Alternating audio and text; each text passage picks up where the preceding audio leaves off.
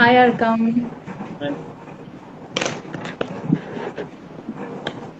आज आपका डिस्कशन है साथ में। ये आप बहुत मुझे ही अच्छा। कंप्लीटली ना दिख नहीं रहे हो। I think camera now it's better.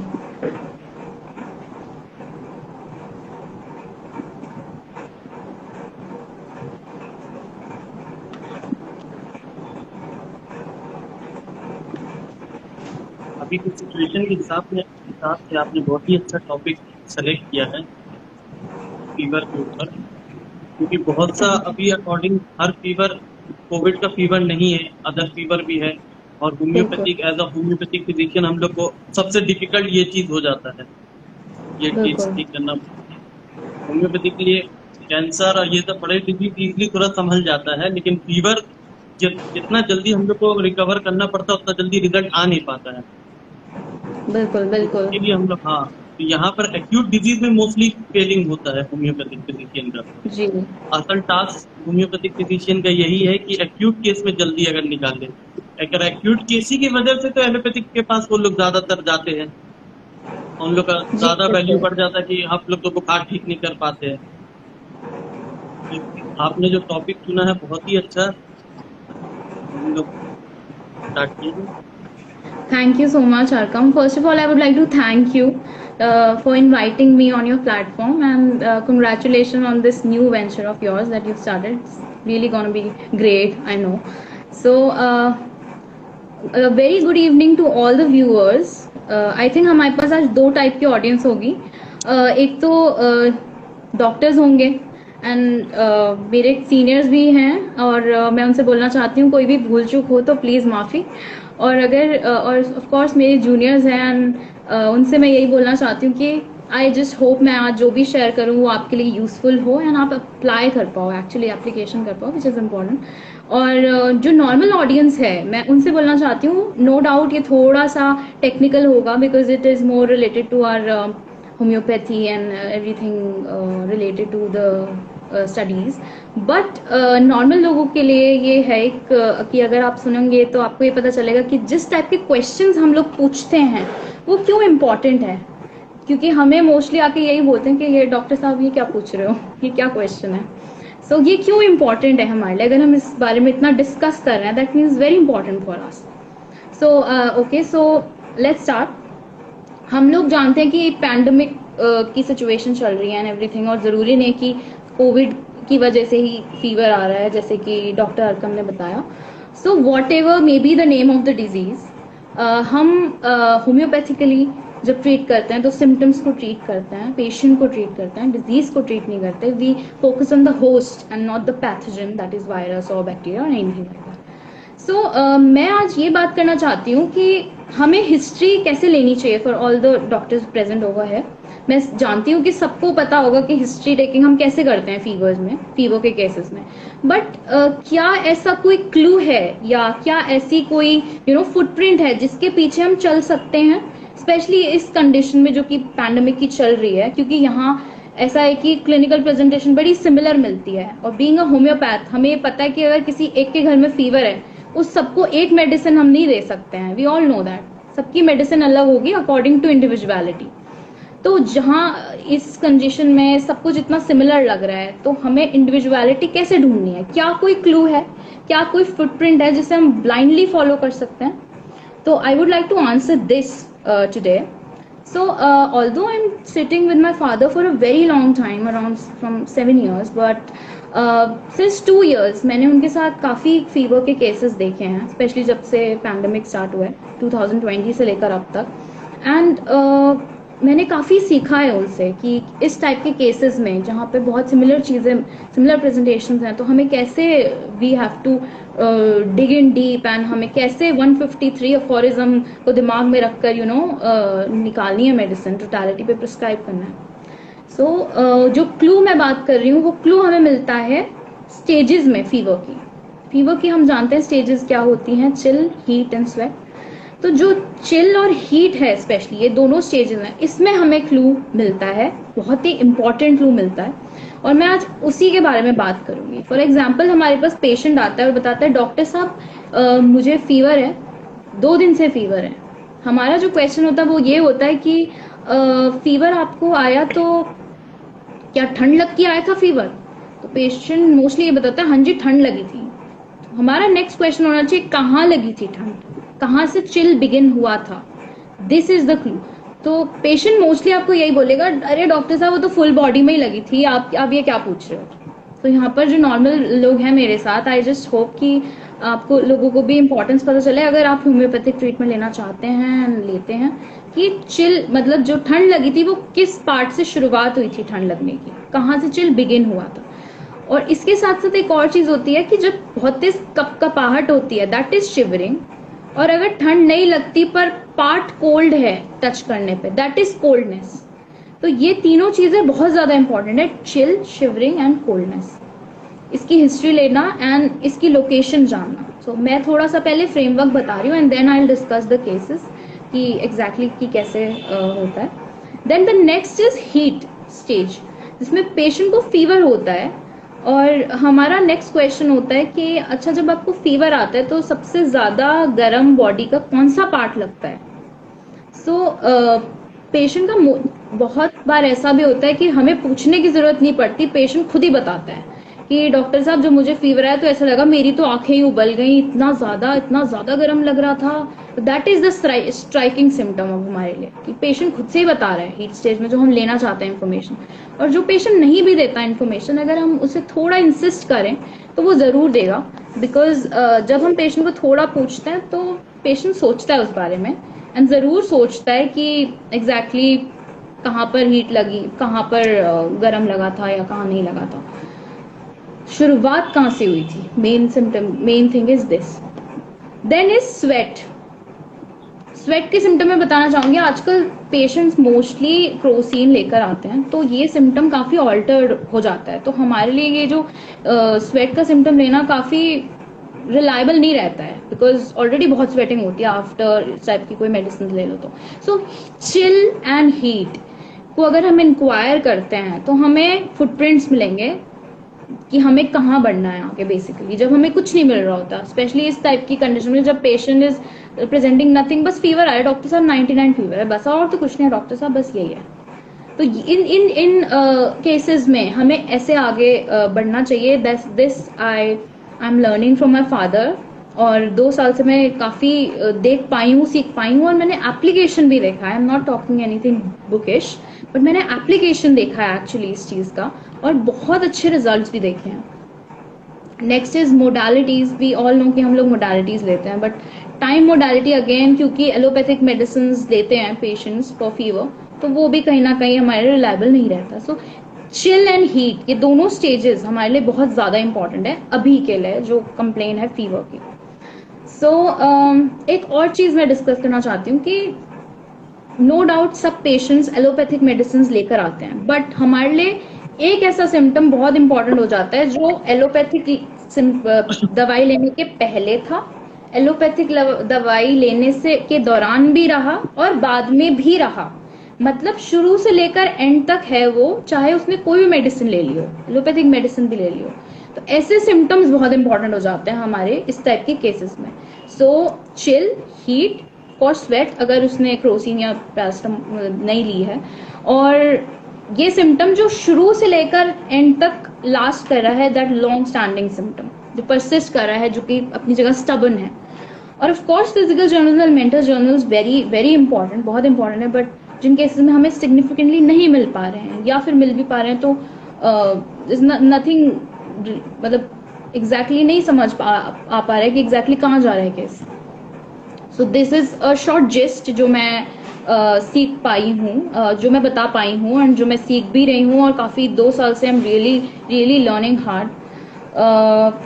So next I would like to discuss one case. So this lady के, I won't take the full name, so this lady के 60 ईयर ऑफ एज, ये आई थी fever की complaint लेकर, and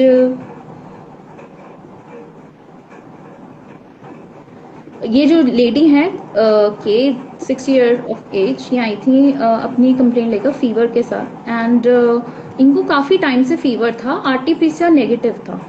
तो क्या हुआ कि उनके ऑब्वियसली पूरी केस चेकिंग करने के बाद एंड एवरीथिंग इंडिविजुअलिटी पे पल्सिटुला प्रिस्क्राइब की थी, डिक्रीज थर्स्ट थी, ओपन एयर में जाके बेटर लग रहा था, एम्बुलेशन था, बहुत ज़्यादा रो रही थी, वीपी मूड था एंड एवरीथिंग, बॉडी पेन भी था एंड एवरीथिंग, बहुत बेटर थी. बट अगेन फीवर नहीं जा रहा था, फीवर जा ही नहीं रहा था. पेशेंट की यही कंप्लेंट थी कि डॉक्टर साहब बेटर हैं पर फीवर नहीं जा रहा है. फीवर वैसे कि वैसे ही है, वही 99-100 के बीच में ऑसिलेट करता रहता है, वैसे ही है. So because patients come inquired होते हैं कि हम क्या पूछना चाह रहे हैं, तो उन्हें बताना चाहिए कि आप प्लीज़ ये नोटिस करो कि फीवर आ रहा है तो प्लीज़ नोटिस करो, ठंड लग के आ रहा है तो कहाँ लग रही है ठंड. So she her daughter was in touch with me constantly WhatsApp पे, एंड उसने फाइनली काफ़ी अपनी मॉम के साथ मेहनत वही कर रही थी, बिकॉज आजकल डर दहशत बहुत है कि कोविड तो नहीं है ये सब. तो उन्होंने बताया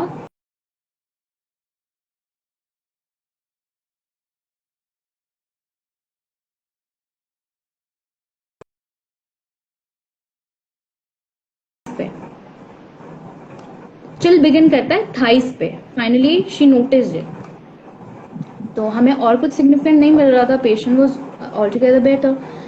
एक और सिम्टम मिला जो कि था स्वेट का. उन्होंने बताया था कि जब क्रोसिन नहीं ले रही थी इनिशियली तब भी काफ़ी स्वेटिंग हो रही थी, फिर उन्होंने क्रोसिन बीच में काफ़ी ली तो हमने स्वेट का सिम्टम इतना कंसीडर नहीं किया, बट फिर उन्होंने छोड़ दी थी क्रोसिन लेनी. स्वेट का सिम्टम अभी भी वही था, तो वही जो सिम्टम पहले भी था मेडिसिन लेने के, उसके बाद एलोपैथिक मेडिसिन लेने के, ड्यूरिंग एलोपैथिक मेडिकेशन तब भी था एंड आफ्टर दैट भी था, तो वो लॉन्ग स्टैंडिंग सिम्टम. तो हमने ये 2 सिम्टम्स के बेसिस पे प्रिस्क्रिप्शन किया था. बट मैं पहले एक बार रूब्रिक बता देती हूँ.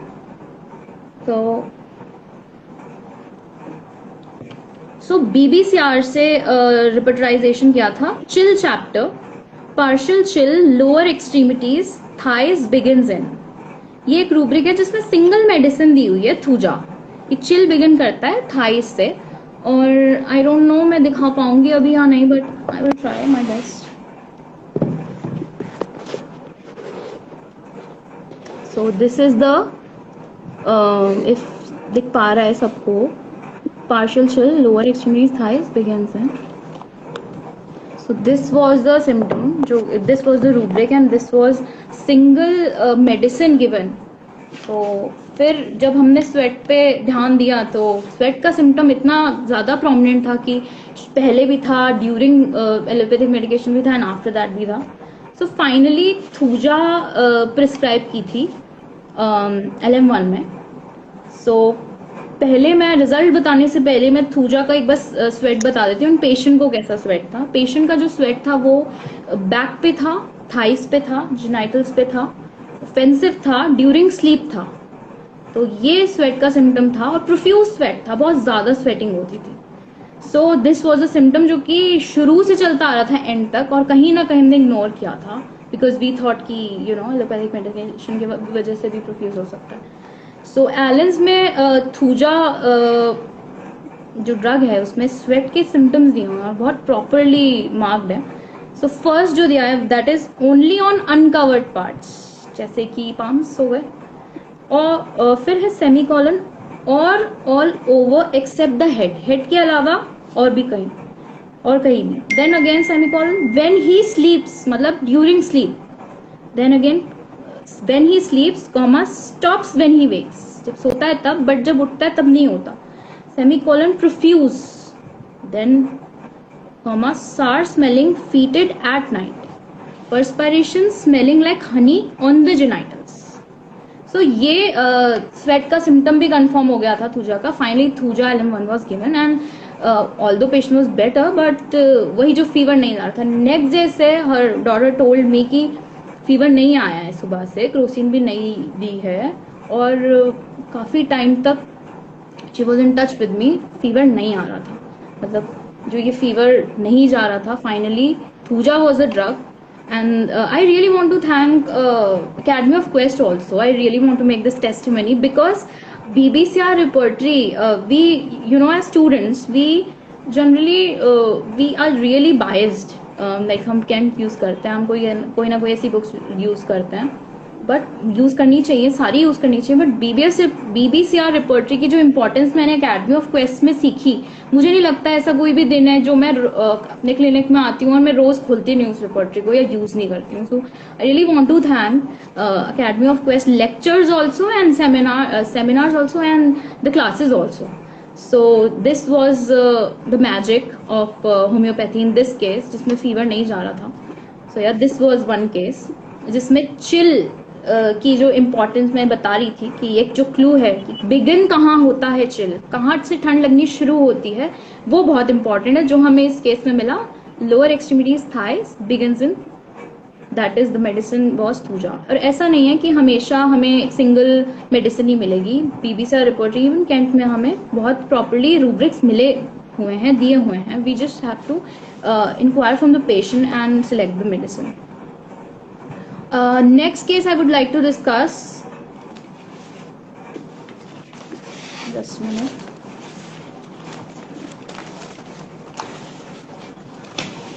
So this was also female, 72 year of age, and fever था उनको 99 फीवर रहता था और कोई चिल नहीं था, कुछ ठंड नहीं लग रही कहीं भी, हीट कुछ भी नहीं मिल पाया. हमने काफी इंक्वायर किया कि कहाँ पर बहुत ज्यादा गर्म फील होता है, नहीं मिल रहा था. स्वेट की भी सिम्टम्स हम नहीं ले सकते थे क्योंकि प्रॉपरली वो 99 में भी ग्रोसिन वगैरह सब खा रही थी. एक सिम्टम जो ऐसा मिला, ऑल्दो हमें फिजिकल जर्नल्स में भी कुछ ऐसा बहुत ज्यादा सिग्निफिकेंट नहीं मिल रहा था कि हम उसे प्रिस्क्राइब करें, कुछ स्टैंड नहीं हो रहा था मतलब. सो फाइनली जब इंक्वायर किया काफी, तो सिम्टम मिला कोल्डनेस ऑफ द सोल. जैसे मैंने बताया था कि चिल, शिवरिंग और फिर कोल्डनेस भी होता है जो हमें लेना चाहिए. ठंड नहीं लग रही पेशेंट को, कोल्डनेस है, ठंडा फील हो रहा है, तो उसके लिए again I would like to show you rubric. Again BBCR repertory, magical repertory. So again single medicine, partial cold, Bonninghausen BBCR repertory chapter chill, partial coldness, now there is no chill, partial coldness of lower extremity soul, single medicine given, nitric acid, and the results were again amazing. So this is the magic of actually prescribing. जब हमें नहीं मिल रहा कुछ भी, तो ये जो stages हैं, chill, heat, sweat, इनकी importance क्या है. सो मैं आज यही 2 केसेस डिस्कस करना चाह रही थी और इसकी इम्पोर्टेंस बताना चाह रही थी कि मैंने अपने फादर के साथ काफ़ी सीखा है. And I really feel my self blessed कि मैं सीख पाई, मैं केसेस देख पाई, ठीक भी कर पाई. आई जस्ट होप कि मैंने जो भी शेयर किया हो मेरे जूनियर्स के साथ वो हेल्पफुल हो. और मेरे सीनियर्स से मैं ये बोलना चाहती हूँ, कोई गलती हो तो प्लीज़ भूल चूक माफ. Thank you so much Arkham for giving me this opportunity. I hope it was fine. Fever से, जैसे आपने फीवर का डिस्कस किया, तो मैं भी कुछ फीवर के कैरेक्टर बता दूं कि फीवर कितने टाइप की होती है. जैसे कि हम लोग थेरेप्यूटिक्स अगर बुक यूज करेंगे, जैसे कि मैंने पापा से डिस्कस किया था कि थेरेप्यूटिक्स के लिए सबसे बेस्ट बुक कौन सी है यूज करने की. पापा ने सजेशन दिया EB नैश की जो बुक होती है वो थेरेप्यूटिक्स सबसे बेस्ट होती है. तो उसमें फीवर के 3-4 कैरेक्टर दिए, जैसे like intermittent fever, inflammatory fever, typhoid fever, yellow fever, बस. और 1-2 फीवर के बारे में डिस्कस.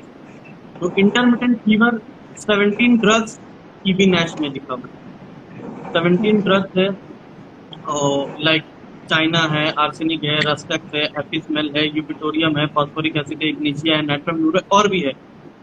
इंटरमिटेंट फीवर किसको बोलते हैं? जैसे एक पर्टिकुलर टाइम पे पीक फीवर आएगा, फिर 24 नेक्स्ट आवर में उसी वक्त आएगा, या नहीं आएगा, या जब भी आएगा तो उसी टाइम पे आएगा,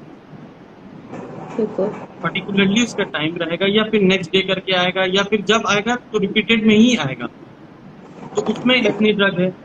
इन्फ्लामेटरी कंडीशन, अगर इन्फ्लामेशन है कहीं पर भी, उससे अगर फीवर आ रही है तो उसमें EB नैश में लिखा है nux vomica, merc sol, aconite, belladonna, पैराम्पॉस एंड वेरेट्रम विरिडी.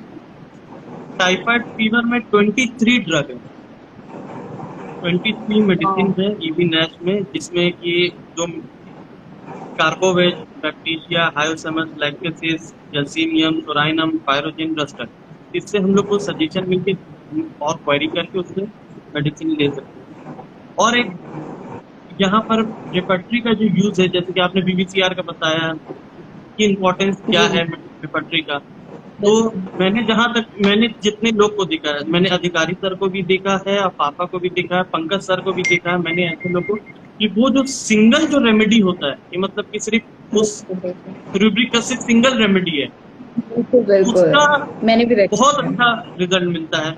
जैसे कि अधिकारी सर ने मुझे दिखाया था brown spot here and there, one remedy था चूजा कैंट में, वाह, उन्होंने वो मुझे दिखाया था। अभी आपने 2 मेडिसिन बताया, वन सिंगल मेडिसिन का, और मार्क्सॉल का जैसे डबल पैरोक्सिज्म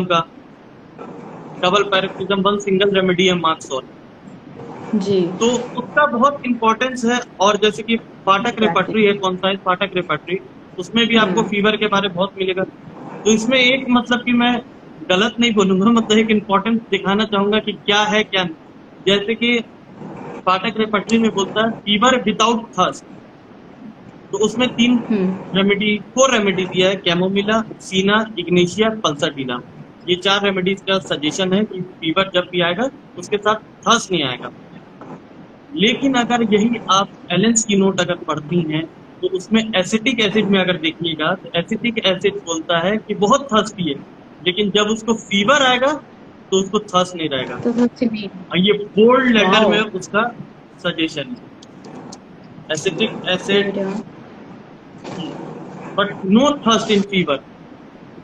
और फाटक रेपर्टरी में ऐसा कहीं भी इसके बारे में बोला नहीं गया है। और एक और है जो अब पापा ने लिखा है, अब कहाँ से लिखा है उसके बाद तो मैं क्वेश्चन नहीं कर सकता हूँ ये कहाँ से रेमेडी है। एपिसमेल, बिल्कुल जी, एपिसमेल का ये पापा का इंडिकेशन है। एपिसमेल जो है उसका भी फीवर में कभी थर्स्ट नहीं रहेगा, कभी नहीं।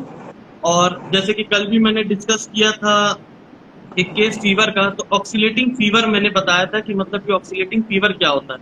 ऑक्सीलेटिंग फीवर का सजेशन जैसे कि इसमें दिया है फाटक रेपर्टरी में, उसमें मेडिसिन दिया है चिलिडोनियम, चिलीनियम आर्ट, pyrogen, sulphuric acid, zinc and zincum metallicum.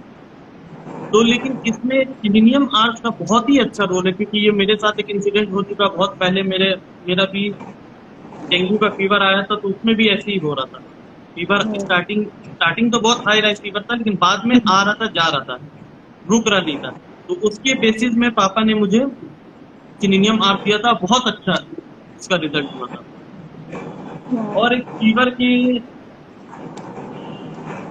Related एक मेडिसिन है पीरियोडिकली फीवर, मतलब एक पीरियड एक टाइम पे पर्टिकुलरली आएगा, चाहे दिन में आ रहा है या शाम में आ रहा है या रात में आ रहा है, पर्टिकुलरली एक टाइम में आएगा। तो सिर्फ रात के वक्त में अगर फीवर आता है तो वो मेडिसिन है fluoric acid. Okay, fluoric acid अगर आप बोरिक में देखेंगे तो माइंड के ऊपर ही जस्ट मतलब कि वो जो इंट्रोडक्शन उसका पूरा खत्म करता है, उसके बाद माइंड वगैरह ये सब जो चालू करता, उससे माइंड से ऊपर ही एक लाइन है, old cases of Knightley fever. सिर्फ उसको फीवर सिर्फ नाइट ही में आएगा। और ये पाठक रेपर्टरी में वन सिंगल रेमेडीज ये भी है पीरियोडिकली वाओ, फ्लोरिक एसिड।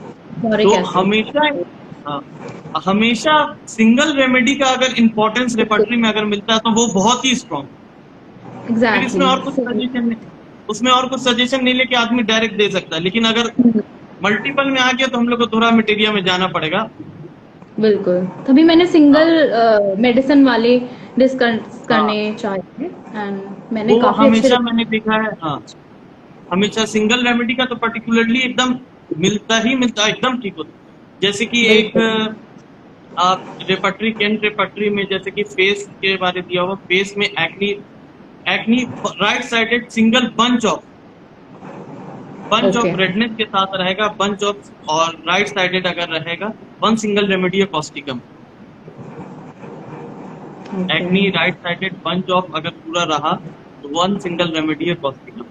बहुत केसेस में मैंने देखा है, पापा को भी अधिकारी सर को भी देते हुए। अधिकारी सर मतलब कि सिंपल आए, देखे मैं उनके साथ बैठ के था, एक लड़की आई, बोले बहुत हम परेशान हैं अपनी एक्टिंग से, ये वो, बोले कहा तो फिर दिखाओ, तो राइट साइडेड था, रेड था, वो बोले, फिर हमको बोले कैंट आता है खोलने, हम बोले नहीं सर आता नहीं है, आप बता दें। अब हम क्यों बोले कि हमको आता है, आप सजेस्ट करें। तो फिर उन्होंने खुद से खोल के मुझे दिखाया, अब बताया कि देखो ये सिंगल रेमेडी है, causticum, okay. Kent repertory, Kent repertory में।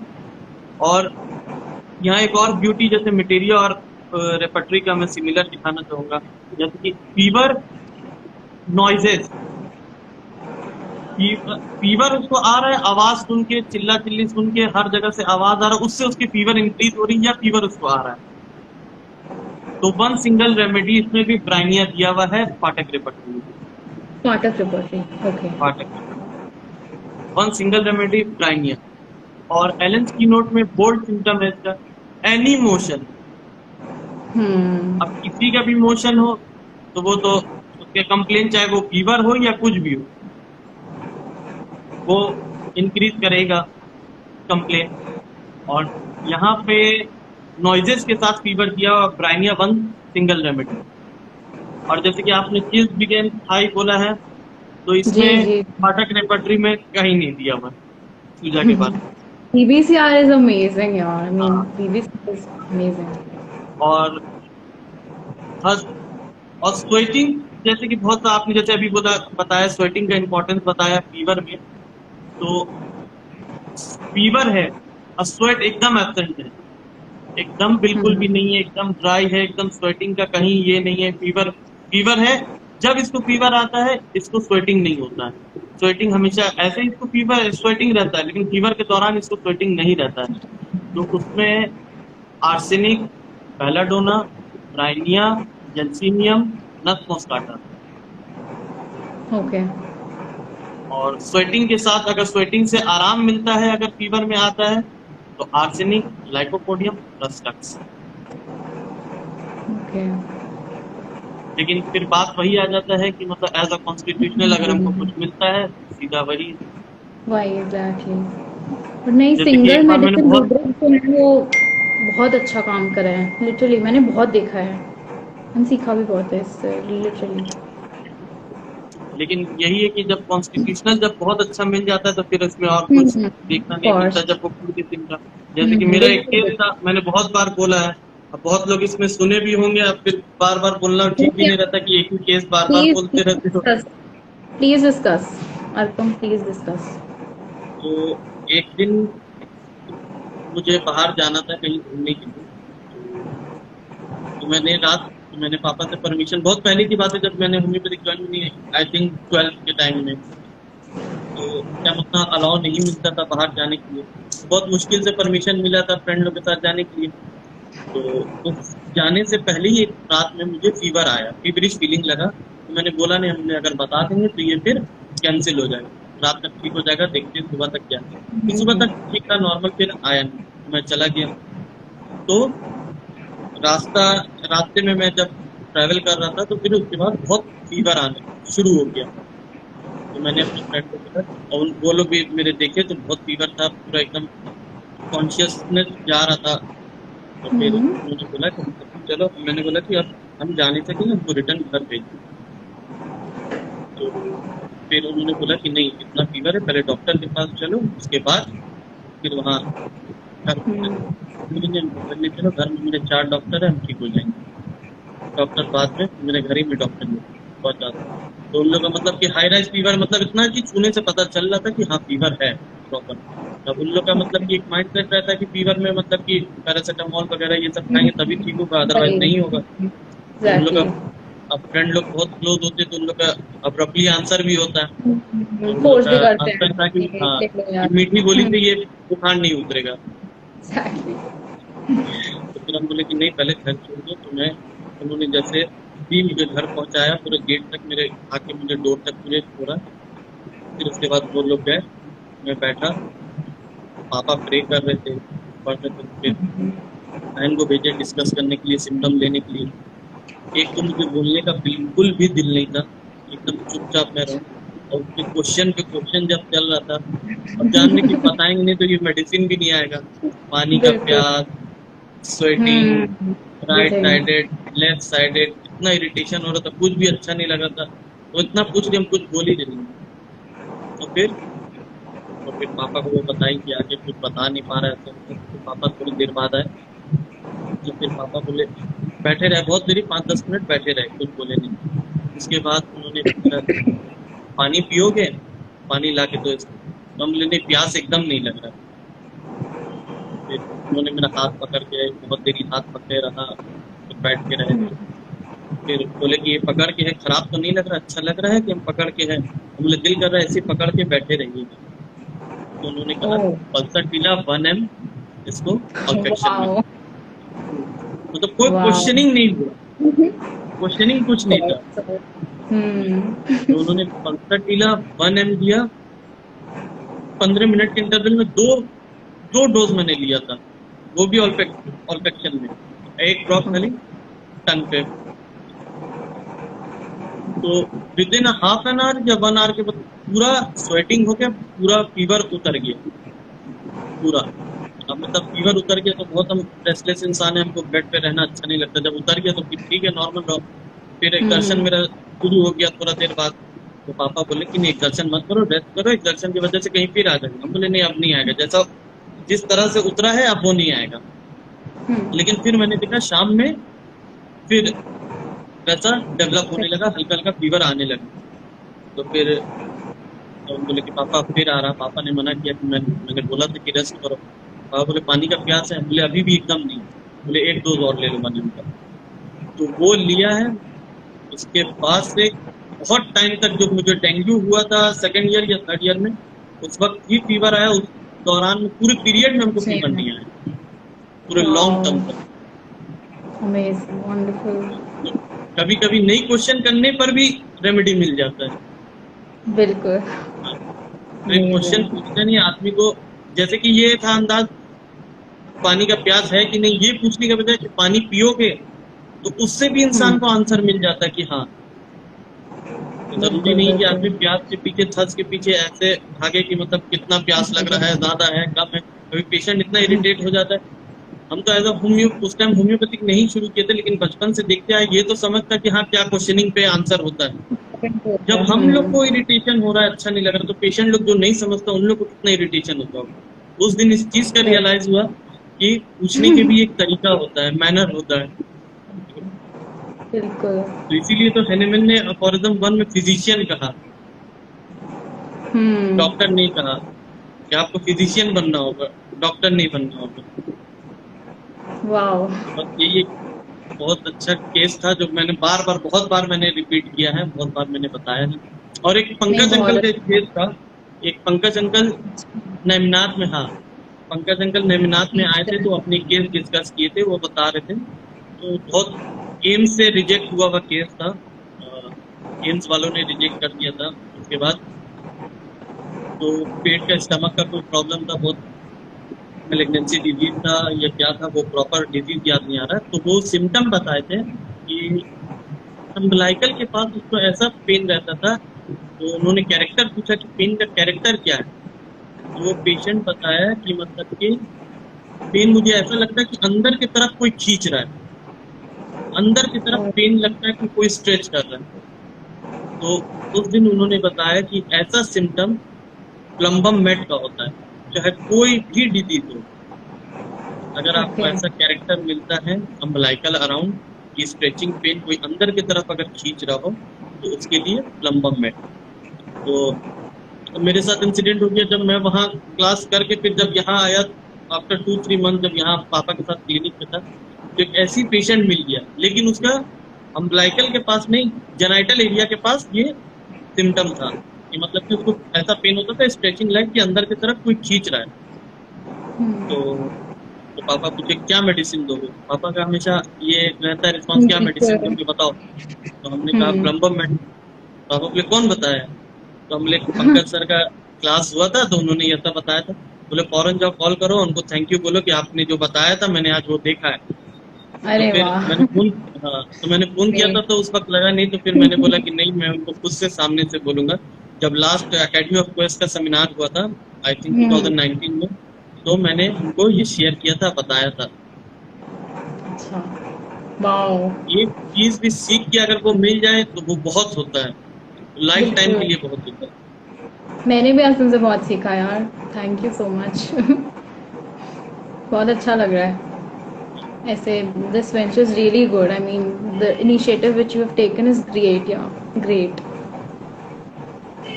और अभी के सिचुएशन के लिए जो आपका सिलेक्शन था टॉपिक जी का, बहुत बहुत अच्छा था फीवर वाला। क्योंकि अभी बहुत मतलब कि आदमी लोग फीवर ही पे, सिर्फ कोरोना ही पे आदमी डिजीज पे पर्टिकुलरली चला जा रहा है कि कोरोना हो गया। नहीं, आप जैसे कि आपने कहा कि मतलब कि कोई भी डिजीज हो, ये हम लोग को ये मैटर नहीं Be the करता name है। of the disease. जैसे सर बोलते हैं अब what ever may be the name of the disease. अब कोरोना हो या कोई भी डिजीज हो, अगर चिल्स अगर फ्रॉम थाई बिगिन अगर रहेगा तो हम पूजा ही देंगे, चाहे कोई भी हो। बिल्कुल जी। तो वही चीज है कि अभी हम लोग को यही चीज सोचना है, डिजीज के पीछे कभी नहीं, जो ये सिम्टम मिल रहा है उसी पे प्रिस्क्राइब। और आपने बहुत अच्छा ये बता दिया बीबीसीआर का यूज, जी कि सिंगल रेमेडी का, और ऊपर से सिंगल रेमेडी बिल्कुल। मैंने देखा कंफर्मेशन है ये तो एक्चुअली, मैंने एकदम मतलब सिर्फ पढ़ना भी अलग होता है, सुनना भी अलग होता है, बट देखना अलग ही होता है। And it was great, I mean जब मैंने खुद एक्सपीरियंस किया, I really want to thank again academy of quest seminars and lectures, because एक वो कीड़ा जो 20-20 साल पढ़ने का है वो वहीं से आया, और लिटरली वो चल रहा है, चलता ही जा रहा है, वो खत्म भी नहीं हुआ आई गेस। तो ये आपका फीवर वाला सेशन बहुत ही अच्छा रहा। या अब सीरियसली नेक्स्ट टाइम भी आप कुछ ऐसा टॉपिक रखिए ऐसे ही कि जो हम लोग सीख पाए, जैसे कि फीवर। ये सबसे बेस्ट है ये वाला टॉपिक। अगर आप और अगर 4-5 अगर केस ऐसा कलेक्शन करके या फिर आप इस पे, तो ये बहुत बेस्ट रहेगा। जैसे आपने दिखा के का बताया कि नाइट्रिक एसिड का और पूजा का वन सिंगल, तो उससे बहुत ये हेल्पफुल रहेगा। ठीक है। एंड आपने भी काफ़ी अच्छा आज शेयर किया, I also learn lot. Thank you doctor Arkham, and thank you for this initiative also and inviting me also on your platform. Okay then, thank you so much all the viewers